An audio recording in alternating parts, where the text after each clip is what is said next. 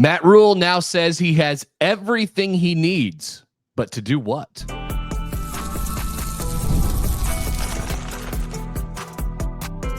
You are Locked On Nebraska, your daily Nebraska Cornhuskers podcast, part of the Locked On Podcast Network, your team every day. Hello, and thanks for making Locked On Nebraska your first listen every day. We are free and available wherever you get podcasts and on YouTube, part of the Locked On Podcast Network, which is now the #1 sports podcast network, your team every day. And today's episode is brought to you by FanDuel. Right now, new customers can bet just $5, and if that bet wins, you'll get $300 in bonus bets to use across the app. Download FanDuel today. Welcome in. I'm Mitch Sherman from The Athletic. Connor Happer of 1620 The Zone is with me. Veterans Day wishes to all who have served our country and are continuing to do that. We appreciate you and welcome you to this episode of the Locked On Nebraska podcast. So Matt Rhule, a few weeks ago, called for Nebraska and its donors and its fans to act unabashedly in supporting his efforts to go buy a better roster. This was amid the conversation that Matt Rhule might be a candidate to leave Nebraska and go to Penn State. And then 2 weeks later, we heard from Matt Rhule, or 3 weeks later, we heard from Matt Rhule that he was in fact staying at Nebraska with a new contract. And then Monday, at the start of a bye week before the Huskers go to Penn State with a 7-3 record, it was Rhule who came out with a whole series of unabashed statements. Would you agree with what you heard on Monday, Connor? Yeah, he would know. I think he's just mostly letting us in a little bit to like, hey, we got that. People have sort of answered the bell as far as, you know, what we feel like we need as far as resources are concerned, not only to acquire players, which they'll have to do plenty of during the offseason to take another step forward, but I think mostly his point, this sort of stemmed from a long conversation about Emmett Johnson and where he stands in the college football world right now. And then we sort of went on, there was a tangent available to choose and he chose it. And it was, well, you know, you have to pay a lot of money to keep the roster, and guys like TJ Lateef are getting calls. He says, everyone's getting calls. And so then we went down that route, which admittedly I did not expect to go down yesterday, but that's where we went. Yeah, I think this was a result of a decision that Matt Rhule made long before he walked into the room on Monday. Maybe he thought about this on the long flight home from California after Nebraska beat UCLA on Saturday night and decided, yeah, I'm going to go there with the public and the media this week during the bye. We're going to talk about what has happened in this program and how we are no longer going to make any apologies for doing anything other than striving to get the absolute best players. And I'm with you. I did not expect this Monday. I thought maybe we would get to something like this, a conversation somewhat like this, the week of the Iowa game, or even right after the Iowa game. December is going to look a lot different in college football this year because the portal doesn't officially open until January. So there'll be a lot of lead up time. You'll have announcements of players who are going into the portal, and really a lot of the same stuff is going to be happening behind the scenes. But as far as players officially on the move, that will come after bowl season. So Rhule said, in talking about how Nebraska has bolstered its resources to pay for players in the portal, quote, "This will be the first year we can go do whatever. We have the money now. I can't complain anymore. We got what we need." Well, he said it. So, you know, the expectation now is to win. That is, he must feel that they're in a good enough place as a program, whether it be to finish off this year or to start next year and next season, that like and he's never shied away from the idea like there needs to be real expectations and this is a win-loss game here. But now it's super real. I mean, like he just said it, right? You have to win now. So that was always going to be probably the case going into year 4, but he definitely doubled down on that idea yesterday. There was also an element, I think, of being bold, unabashed, so that anyone who's thinking about going in the portal right now, because these thoughts are ruminating in the heads of all kinds of players at various schools, whether they've lost their coach or might lose their coach or aren't going to lose their coach and just aren't 100% happy with their situation, or just looking for something better, even if they are happy. There's hundreds of players out there who could end up on Nebraska's radar that are starting to think about this. And for Matt Rhule to go out and go public and say, we're coming to get you, we have nothing holding us back at this point, I think that was also a strategic effort on his part. So here he is. We'll start with this quip. We've got a lot from Matt Rhule today to get to. So we'll start with this. This answer came in response to a question on whether Nebraska would wait for its defensive line talent to mature, or if it's just going to go straight for the portal this year and make sure that it doesn't experience some of the same growing pains next season that it has this year. A place where the best players in the country want to come. And so I told our coaches today, like, what we now, in the previous couple of years, I had to make a lot of hard decisions because we didn't have the money everyone else had. We had good money. I mean, I will forever, like, this would 7-3 is not where we want to be, but it's a pretty better place than where we've been. And I will always thank the Peds first and foremost, because they stood in the gap and made this thing possible. But now with rev share and all the different things, like, before you had to make a decision, like, okay, we lost some really good defensive linemen in the portal last year, but we went out and got one area. We went out and got some of these guys. So you're able to replace that. And I think we did well in the portal last year. I think we won the portal last year.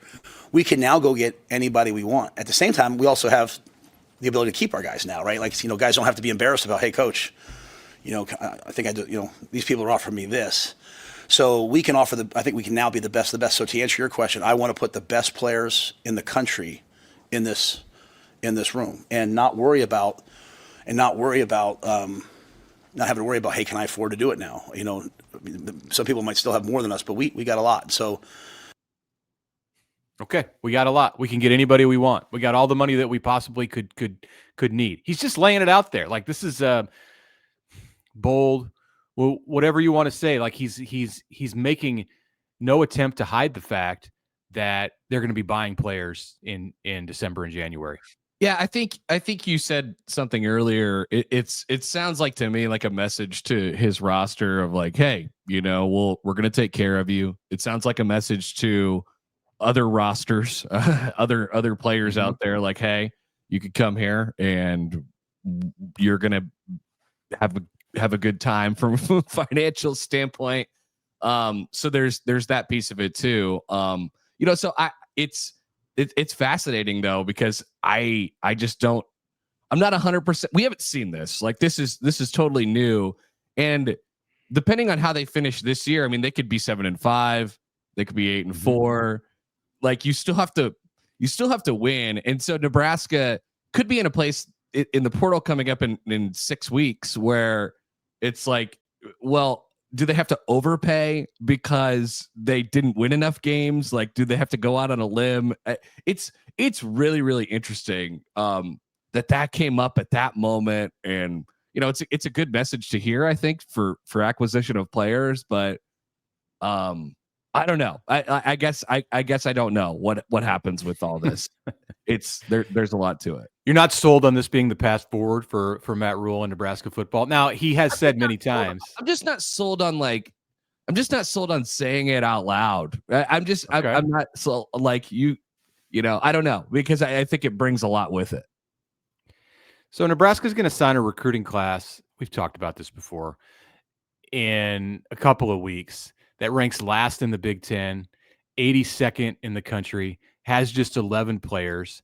And there's a very specific reason that they've gone low on numbers. The reason that Nebraska's class, or a big part of the reason that the class is not up there in the top 20 or 30 where it normally sits, isn't because of the quality of player in the class. There are good players in this class.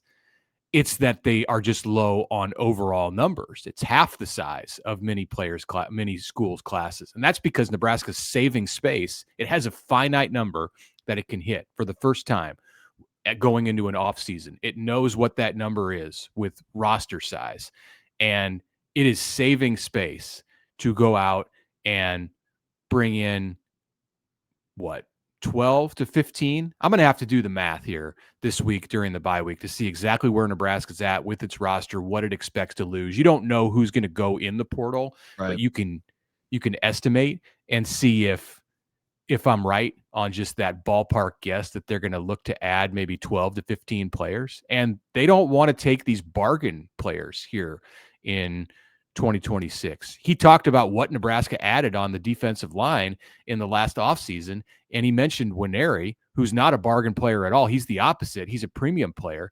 But the others that Nebraska added there, and you haven't seen them contribute this year, they were bargain players. They were risks on that D-line. He wants to sign, I think, all elite types of talent. I don't know that the money. I don't know that just having all the money in the world automatically fixes that. It doesn't.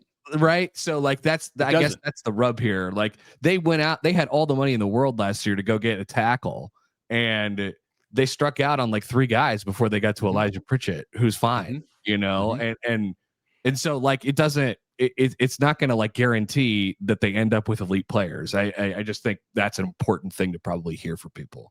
Yeah, that was a pretty good catch to get Elijah Pritchett from Alabama, a starter from Alabama. Yeah. But to your point, they went after Isaiah World, the consensus top tackle in the portal who was transferring from Nevada.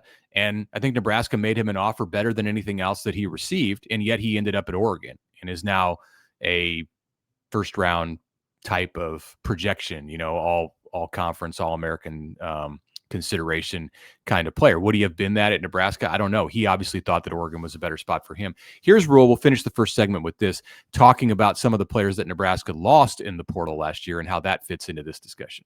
But what I learned last year was, all right, I mean, some people left, I love them, wish them the best. I bet you some of them wish they could be back here right now, to be quite honest.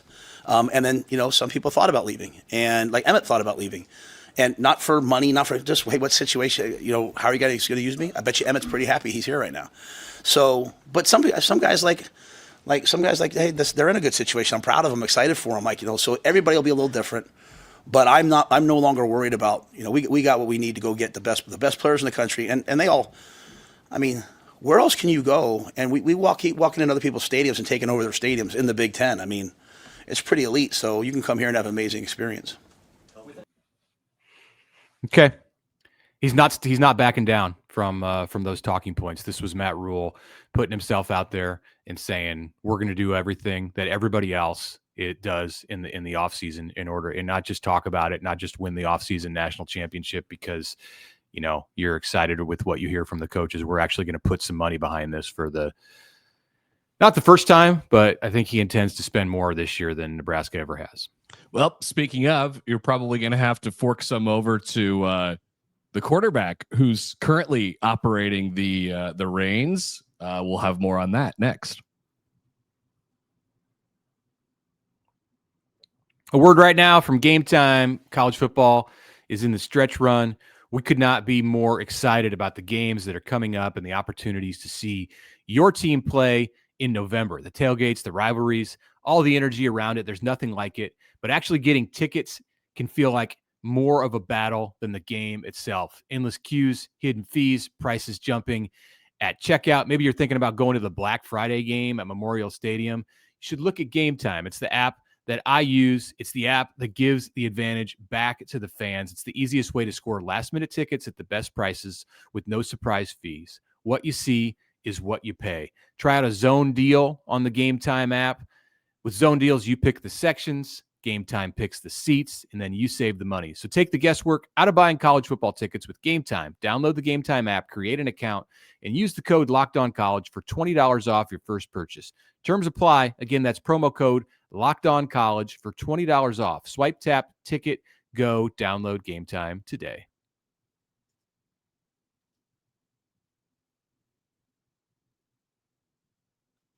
Welcome back to the Locked On Nebraska podcast, part of the Locked On Podcast Network, the #1 sports podcast network. All right, so TJ Lateef, he's getting calls, as is everyone else, according to Matt Rhule yesterday at his press conference. He said, point blank period, everyone is getting called. Everyone is getting called. And that includes the quarterback who is at the reins right now, and TJ Lateef. Here is Matt Rhule ready to, ready to wage battle for TJ Lateef. If you're a good quarterback, you want to go somewhere, I'd come play for Daniel Holgerson and Glenn Thomas. Imagine how much TJ Lateef's phone's going to be ringing here from other schools. Hey, come be our quarterback. Come be our quarterback. And you know what? Good for him. I mean, I love the kid. I hope he wants to stay with us. But you know what? Like, we got good coaches. We have good quarterback coaches. I mean, I was a quarterback coach. I was the worst. I mean, I was just not a good quarterback coach. And I think Glenn is really, really special.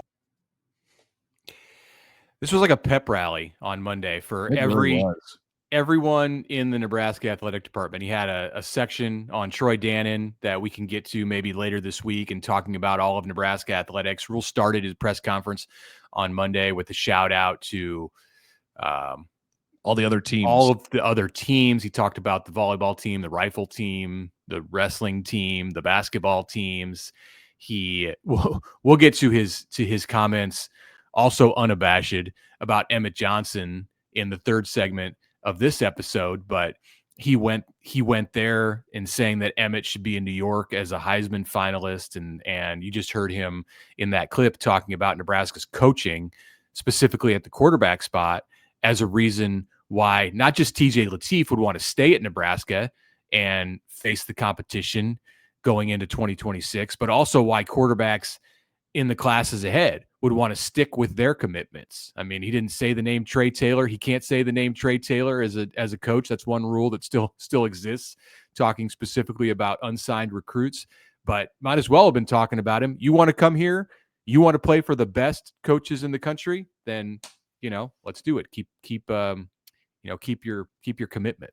Yeah, that it's wavering. That's always been the case, right? Like we believe in what we're doing here, and we believe in our coaches, and we have really good coaches. So why not come here, develop yourself, and be, one of the best players in the country, or the best version of yourself, or whatever it might be. But then the thing that comes along with that is, you're going to be treated really well, and I think that's the part that Matt Rhule is kind of saying out loud, which is interesting because I was sort of thinking about it, and it was like, well, do I hear, and I guess I don't know. I mean, do I hear Ohio State coaches? Do I hear Oregon coaches talking about how much they're going to pay their players, or and pleading for them to, here are the reasons why, you stay here and all those things? I guess I'd have to look closer at that, but it's just, I don't know. Something must have happened. Something must have happened over the last couple of days where he thought, all right, well, I got to really play defense against my own roster, and I got to really go on the offense against in the portal here. But because I don't know why that came up. I would ask this in response to the coaches at Ohio State and Oregon, where they have all the money they need, just like Nebraska does. Do they need to make those comments publicly, or is it something that's already well known in the college football landscape? Yeah. And so I don't know. Do you have to say it to make it known, or do you just have to do it?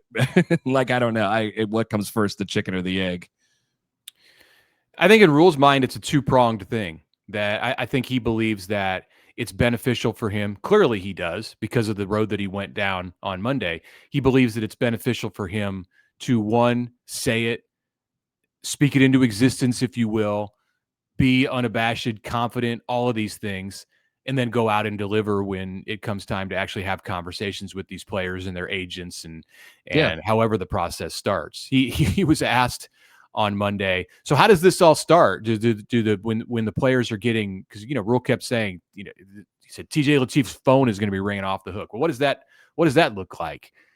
Is it just a DM into his socials? And Rhule's like, oh no, it's way more sneaky than that. Yeah, like these guys. These coaches out there, they've got all kinds of tactics that they use. And then he wasn't specific about what that might be. And I don't disagree with him. I don't doubt him that there's a ton of this stuff going on, and that definitely. Yeah. I mean, it's about calling high school coaches. It's about finding a player out of the 100 and so whatever on your roster who once played a high school game or went to a camp or has some kind of a connection with a player on a roster of another team that you're interested in, and they send a message. It's every trick in the book that you could possibly imagine to make a connection. And then once that conversation has started, it's no longer tampering. As long as you didn't initiate it by going and saying, hey, TJ Lateef, we're X program in the SEC. Would you like to come here and be our quarterback next year? Like, as long as there's no evidence of that happening, right, then everything's fair game. Yeah.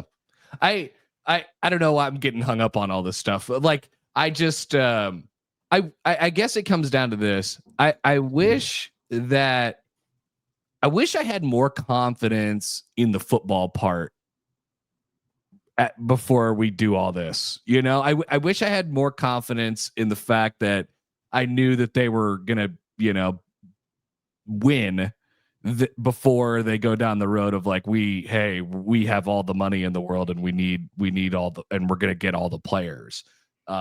Because I just don't know if it guarantees you anything. It doesn't guarantee that you get the players. And then when you have the players, do they know what to do with them? I think they're dealing with a situation right now with Dylan Raiola where like they never truly picked a lane for him, and it was sort of to his detriment. You saw an identity on Saturday night in the Rose Bowl with TJ Lateef, and I just don't know if that ever happened with Dylan. So like that's just an example. I wish I had more confidence in the football part, the game management stuff, like all that stuff is all coming to my head right now. And they're 7-3. They're in a really good spot, and they want to take a jump forward. And there's a lot on the table these last two games to feel how you feel about this season.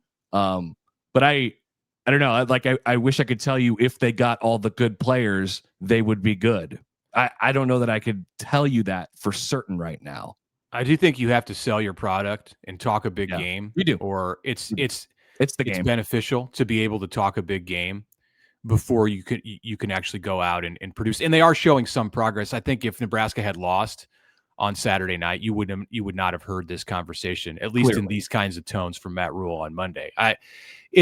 It's not taking a page out of the Curt Cignetti playbook, because no one can quite be Curt Cignetti with the way that he did it. But he came in at Indiana before he'd ever coached a game, months before he'd ever coached a game at Indiana, and he talked a game that was beyond what Matt Rhule was doing. Not about the money that Indiana was going to spend to get its roster, but he talked because he said we're going to win. Yeah, he just said flat out, we are going to be in the Big Ten championship game a year from now. And people looked at him and said, you're taking over a 3-win team, man. Yeah, what are you talking about? There's 17 teams ahead of you in the Big Ten. And here they are 2 years, one playoff appearance later and another year later, about to be in the Big Ten championship game with the Heisman Trophy leader winning at Iowa, Penn State, and Oregon in the same year. It's crazy. And so other coaches, I think, feel pressure. We've talked about the Cignetti effect a lot. It's come up in mailbags and in other conversations throughout this season. Like, this is, I think, indirectly a result of that Cignetti effect. Like, if you're going to be good, you better talk a big game before you do it. And this is what Nebraska feels is its path to being good, is paying players and having a roster that looks and is paid like the roster at Oregon, Ohio State, and Texas Tech. Well, I'll tell you what, Nebraska has a very, very good running back at the moment, and he has another year of eligibility, but he has a decision to make after this season. So are all the things that Matt Rhule was talking about yesterday going to potentially impact that decision for Emmett Johnson? We'll discuss that when we return. The NBA is so back, and there's no better place to get in on the action than FanDuel, the official sports betting partner of the NBA. Even if you miss the start of the game or you want to ride the hot hand, FanDuel has live bets on everything from who will score next to fourth quarter comebacks. Plus, you could even combine their live bets into a same game parlay for a shot at a bigger payout. You can take advantage of whatever hunch you have in your head, whether it be before the game or during the game, with the FanDuel Sportsbook. Right now, FanDuel is giving new customers $300 in bonus bets when your first $5 bet hits. So head to FanDuel.com and sign up. Play your game with FanDuel, the official sports betting partner of the NBA.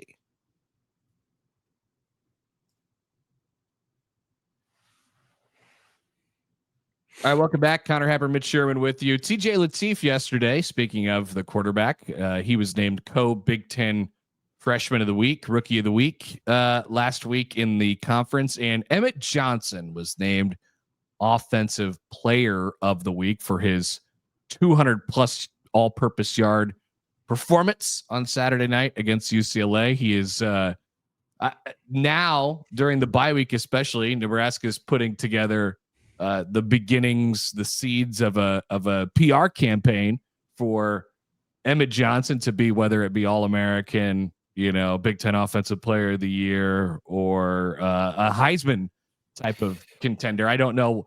Yeah, that one's a little far-fetched. Yeah. He's not going to New York. He's not going to be a Heisman contender unless he runs for 300 yards in each of these last two games. I mean, if he gets up around like 1,600 yards, look at Ashton Genty last year. Like, that's the kind of season that you have to have. And he went over 2,000 to be a Heisman finalist in this day and age when that award is so quarterback driven, saying that in the year after it was won by a defensive back, but in wide receiver, Travis Hunter was a special type. Emmett could be that next year. There's only one running back in the country right now who's in the Heisman conversation. That's Jeremiah Love from Notre Dame, because he played in the national championship game a year ago and was a big story during the CFP last year. Right. He's back in the race for the playoff this year on a premier team. Like, you have to have the buildup. Julian's saying the Ohio State quarterback is finally getting Heisman run, and it took Ryan Day and Joel Klatt and others to go out there and start to pound that into the heads of people. And he plays on the number one team in the country, and he's a quarterback, but he wasn't there at the beginning of the year because he hadn't played. So Emmett's not going to get to that place, but good for Matt Rhule for, again, being unabashed. That was the theme of Monday, and talking about how he should be. He said he should be a Doak Walker finalist. Maybe he should win the Doak Walker, and it should be a foregone conclusion at this point with what Emmett's doing that he's an All-American candidate. Let's skip to that clip and listen to what Matt Rhule had to say as he basically read off the stats and the impact of Emmett Johnson in 2025. He leads the nation in yards from scrimmage with 1,431 yards from scrimmage in 10 games. Ranks second in the FBS in total rushing yards and fifth in yards per game. Leads the nation by accounting for 37% of his team's total yards. Among power conference players, he's number one at 37.1. Jeremiah Love, another great player at Notre Dame, is second at 29.6. Emmett is one of only three players in the FBS with at least 10 rushing touchdowns and 3 receiving touchdowns. Only running back in power conference play with 4 100-yard rushing games in conference play. 2 pages, that's how good he is.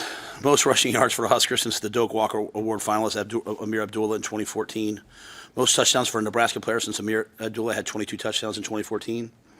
Emmett became the first player in Big Ten since at least 1995 to have more than 125 rushing yards, more than 100 receiving yards, a rushing touchdown, and 2 receiving touchdowns in the same game. Wow. First player in Nebraska history to have 100 rushing yards and 100 receiving yards in a game.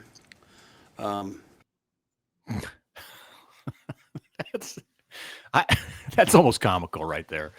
It's a good thing Matt Rhule has his own podcast this year, so he has practice with the ad reads, and he can just take his 2 pages of notes up to the podium and just read them. Yeah. Like, I didn't even know that one. Wow, that's impressive. That was the best one. I think it was the second to last one in there. He read it and it was like, wow. That's pretty good, isn't it? Yeah. Like, yeah, it is. So shout out to Keith Mann for making all those notes, and Matt Rhule for getting them out there and letting people know. Yeah. The bigger conversation, the more important conversation, I think the one that will be on the minds of Nebraska fans, in addition to him being an awards candidate here in the month of November. And Emmett's going to collect his hardware. Like, Nebraska should celebrate that. It has not. First team All Big Ten running back. I'll be pretty sure at this point. And he's going to, as we said yesterday on the show, he's going to get some All-American recognition. That's how much depends, I think, on the yardage that he puts up against Penn State and Iowa. If he can get close to 1,500 yards, it'll be tough to deny him in just about all of the various All-American services, rankings, whatever teams that come out. But what is on and that hasn't happened at Nebraska. The last first team All-American for Nebraska, as Rhule mentioned at some point in reading things on Monday, was Levante David back in 2011, first year of the Big Ten. So the bigger issue is, are we seeing the end of Emmett Johnson's time at Nebraska? And Rhule went down that road too without being asked about it.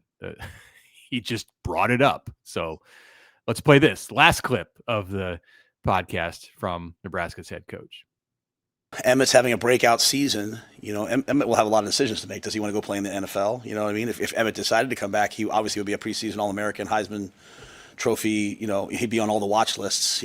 So, I'm not so sure he shouldn't go play in the NFL, right? I think he's going to be a great pro player. So, but I think that's probably it as much as anything, right? But he's been dominant in big games. He's also been dominant in tough situations. And I think the one key stat, and I think Emmett would be the first to tell you, we have the best blocking wideouts. I have NFL guys sending me tapes of like, man, look at your guys blocking. We have the best blocking wideouts.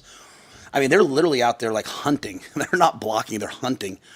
So we have great blocking wideouts. We have an O-line that, I hope everyone appreciates how well that O-line run blocks. They block everything. Luke Lindenmeyer, the way Luke blocks, Heinrich, Caden Nectarnock has become like a hammer for us. So I think there's a lot of pieces to it. But I think what's really, really crucial about Emmett is they're coming in conference games. He didn't go get like 300 yards against, so-and-so, and now all of a sudden that inflates the stats. Didn't get 300 yards against Akron and Houston Christian. It's okay. Cream Puff State and Nebraska did play those games this year, and that is not where Emmett's yards came from. To Rhule's point, consistent across the board. I like the point that he made because a lot of times, the fan base is just like, well, Nebraska has a crap offensive line. We got a comment on my show yesterday. It was like, well, just imagine what Emmett would have done with a halfway decent offensive line. And I'm like, that's off base. Yeah, I'm like, no, you guys they're fine at run blocking, especially those tackles. And so the offensive line, I think, is doing a nice job for him. Like Rhule said, the wide receivers are blocking for him. It's a total team thing, and obviously Emmett does a lot himself as well. But yeah, I like that comment that got thrown in there. Just because they're not good at pass blocking doesn't mean that they're not good. Period. So yeah, there's wild to think there's something to work with there, right? Like that's why they have something going here in these last two games. It's wild to think that Nebraska went through a full offseason preparing to be the team that it thought that it was at the start of the year, with the coordinator that it has and the quarterback that it has.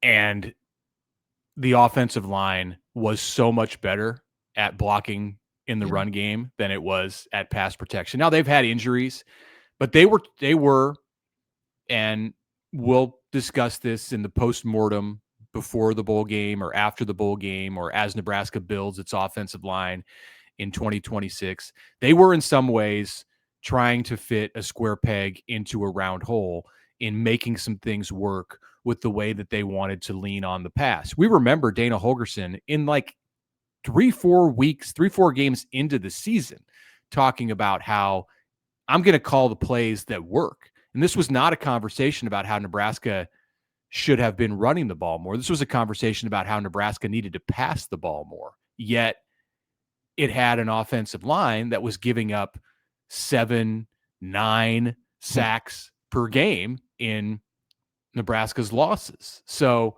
yeah, the whole like makeup and dichotomy of that going back through the OTAs in June and in the way that Nebraska built its roster almost a year ago at this time is really fascinating to look at, considering where they're at right now.